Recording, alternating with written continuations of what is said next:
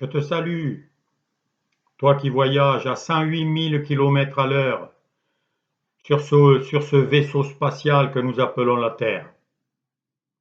Et nous sommes tous sur ce vaisseau spatial. Aujourd'hui, une parole puissante. J'ai vaincu le monde. C'est une parole que le Christ Jésus a prononcée, mais que nous pouvons tous prononcer si nous réalisons le regard de la vérité. Car il y a deux mondes, le vrai et le faux. Le faux n'existe pas réellement, mais on le rend réel parce qu'on y croit. Le vrai, lui, il n'a pas besoin de toi et moi pour exister. C'est la réalité, la vérité, ce qui nous fait vivre, ce qui nous fait respirer, ce qui fait tourner la Terre, ce pouvoir infini, ce pouvoir créateur qui a tout organisé à la perfection. Alors, comment vaincre le monde?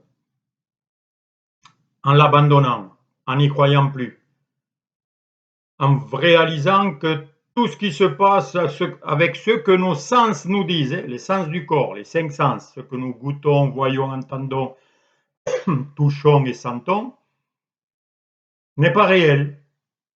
C'est une représentation mentale des objets, des formes, et nous leur donnons un nom, une signification, un sens. Alors pour l'un, ça a tel sens, pour l'autre, ça a un autre sens. C'est pour ça qu'il y a des disputes. Chacun donne le sens qu'il veut aux situations, aux sensations, aux maladies, à la mort, à tout, aux arbres, aux animaux. Il y en a qui les voient comme des animaux gentils, d'autres qui disent c'est du bon beefsteak, on va pouvoir le manger. Chacun invente ce monde. Donc il ne peut pas être réel. C'est comme quelqu'un qui invente un film et que les gens vont voir. Voilà, c'est un romancier, un scénariste, il a créé une histoire. Il a des acteurs qui font semblant, et puis voilà. Mais ceux qui y croient, quand on est enfant, on peut y croire. Mais après, on a compris au bout d'un moment. Donc ce monde, il n'est pas réel, donc il n'existe pas, il est faux. La preuve la plus grande pour moi, c'est que rien ne dure, tout passe. Tout naît et tout meurt, ça disparaît. Voilà, c'est comme on se réveille, on rêve, hop, puis le rêve se termine et c'est fini. Et où c'est passé, on ne sait pas. Où sont passés les siècles passés, des gens qui ont fait des choses, des châteaux, ouais, il y a des ruines, mais ils ne sont plus là. Ils ne se disputent plus, ils ne font plus la guerre. Terminé. Ils ont cru à des histoires horribles de famine, de souffrance, d'exploitation, de domination, de meurtre, de menaces. Oui, c'est ce monde, mais il est faux. Bonne nouvelle, il est faux. Il n'existe qu'avec le pouvoir que je lui donne. Si j'y donne plus de pouvoir, il s'écroule. Et il y a le monde réel, le vrai monde, le royaume des cieux, mon royaume, la vraie maison, ce que nous sommes vraiment, là où nous habitons, où nous vivons vraiment. Alors ce monde, il ne se perçoit pas avec les sens du corps. C'est pour ça que beaucoup n'y croient pas, parce qu'ils ne réfléchissent pas.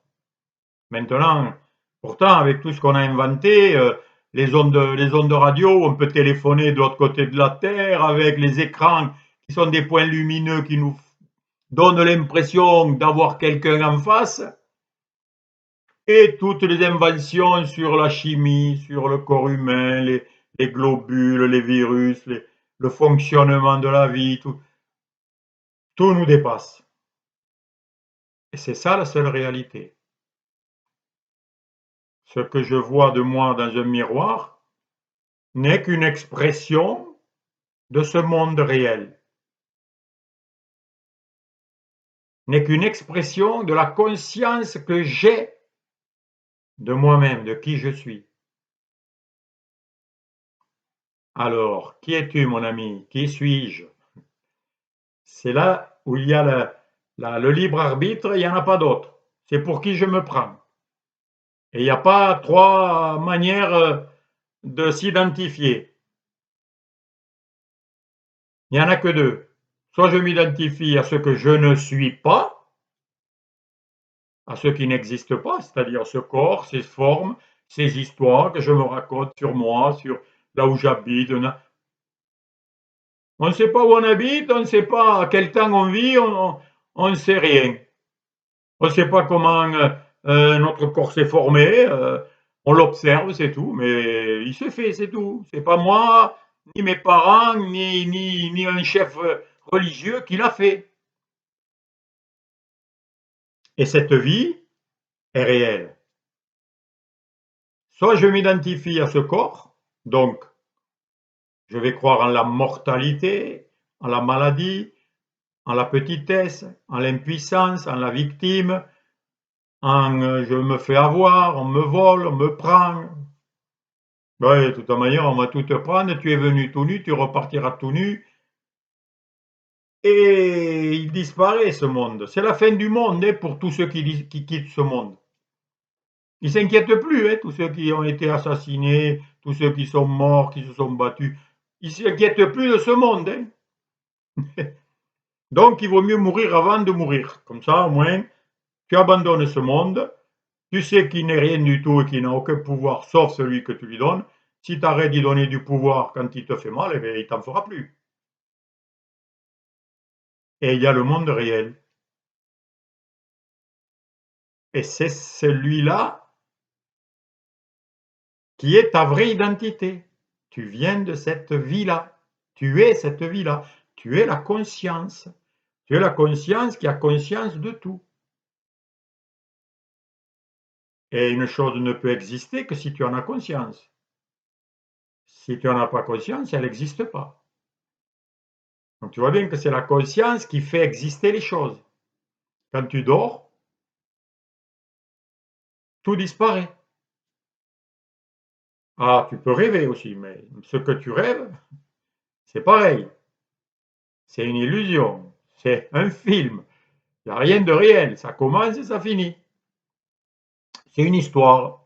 Alors, il y a des belles histoires, puis il y a des mauvaises histoires. Mais quoi que nous fassions, nous pensions, nous voulions, tout ça va disparaître. Bien sûr, mieux vaut avoir un rêve, une illusion agréable pour le corps. Mais c'est pas grand-chose à côté de la vraie vie, de la vraie identité que nous sommes. Et tout le travail spirituel, tout le travail du chercheur de vérité, de celui qui veut connaître la vérité, qui veut la vivre, c'est de passer de cette conscience de petitesse, de séparation, de problèmes, de souffrance et de mort, donc la mortalité, à la conscience d'immortalité. Il suffit de l'accepter, de l'imaginer. Imagine que tu es immortel. Imagine que rien ne peut te blesser. Imagine que c'est toi qui crée, qui fait exister toutes les choses. Que tu as tous les pouvoirs sur la matière, sur tout ce que tu vois, sens, entends, goûte et touche. C'est ça ta vraie nature. C'est la nature du Créateur qui t'a créé, semblable à lui-même. Tu es une expression de Dieu. Donc tu n'es pas rien du tout. Tu n'es pas faible. Tu n'es pas victime et impuissant. C'est toi qui choisis, qui décide d'être la vérité ou l'illusion. Et il n'y a qu'une vérité. La vérité, elle est la vérité. Elle n'est pas influencée par le temps, et elle commence pas et elle finit pas, sinon c'est pas la vérité. La vérité, elle bouge pas. Elle change pas en fonction des époques, du temps que l'on vit, de la position des étoiles ou de n'importe quoi. Si c'est la vérité. Et c'est ça que nous avons beaucoup de difficultés à intégrer. Et c'est pour ça qu'on est faible et qu'on est vacillant, hésitant et qu'on manque d'énergie, etc. Pourquoi? Parce qu'on y croit vraiment, on est drogué au changement. Ça, on change, je me sens bien, puis je me sens pas bien. Une belle journée, puis une mauvaise journée. Je suis heureux, puis je suis malheureux. Voilà, le changement entre le bien et le mal, entre le réel et l'irréel. On est drogué à ça, parce qu'on a voulu ça, on a aimé ça. On a aimé le personnage que nous sommes. Donc il faut dépersonnaliser. Il n'y a plus de personnage, il n'y a que des états de conscience. L'amour n'est pas un personnage. La joie n'est pas un corps. Le bonheur, la paix, toutes les grandes et belles réalités que nous aimons, que nous recherchons, n'ont pas de forme, ne sont pas de la matière, mais sont beaucoup plus puissantes, beaucoup plus réelles que la matière. Ça, c'est quand tu as investigué, que tu as changé ta manière de voir, ta manière de ressentir, que tu peux le goûter, le vivre, le ressentir. Et là, je ne peux pas le faire à ta place. Personne ne peut le faire à ma place. Être conscient de la puissance qui est en moi, il n'y a que moi qui peux en être conscient. Et en fonction du niveau où j'en suis conscient, eh bien, je serai puissant ou pas beaucoup, ou moins, ou pas du tout. Or, tout fonctionne dans ce corps. Il y a une puissance extraordinaire. Dans un litre d'eau, il y a l'équivalent d'une bombe atomique d'Hiroshima, si ce n'est pas plus. Dans notre corps, il y a 100 000 volts, il y a de l'électricité de partout. Tout est fait d'énergie, de photons, de lumière, de particules d'énergie. On ne sait pas en quoi c'est fait, on s'en fiche, on l'est, on le vit. Le tout, c'est de le vivre, de le réaliser. Et c'est magnifique.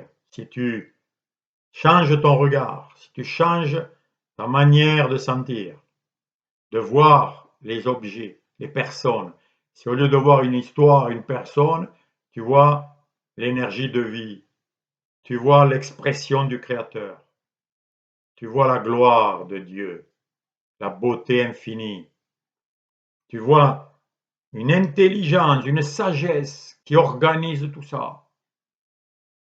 Au lieu de voir des formes qui te menacent, qui sont là, que tu sais, pourquoi elles sont là, tu sais pas, mais tu as peur, tu crois que tu es menacé et que tu vas disparaître. Ben oui, cette histoire que tu t'imagines être va disparaître. Mais ce que tu es ne disparaît pas puisque c'est toi qui inventes toutes ces histoires. Toi, tu es l'espace dans lequel apparaissent toutes les formes, toutes les histoires, toutes les douleurs, toutes les joies, tout ce que tu te représentes, tout ce que tu as envie de voir ou d'imaginer, d'inventer. Tu es l'espace, mais c'est pas du vide, hein. C'est magnifique. Tu es le ciel, dans lequel les nuages arrivent, les éclairs, tout peut se faire, tout peut être créé. Des planètes, des étoiles, car c'est dans l'espace que tout apparaît. C'est l'espace qui est la matrice qui crée toutes les choses, les objets, les formes, les couleurs, la lumière, les goûts. C'est ça. On est esprit, on appelle ça l'esprit ou le monde spirituel, le vrai monde. qui est toujours là, toujours là. Quand tu es fatigué, en forme, malade ou pas, il est toujours là. Mais tu fais exister l'histoire ou tu l'arrêtes. Si tu l'arrêtes, apparaît à ce moment-là ta vraie nature, ta vraie identité magnifique, invincible, inarrêtable, extraordinaire et magnifique. Et je te souhaite de le pratiquer. Si tu as des difficultés ou si tu as des questions à ce sujet, mets-les dans les commentaires. Je te donnerai quelques tuyaux. À bientôt.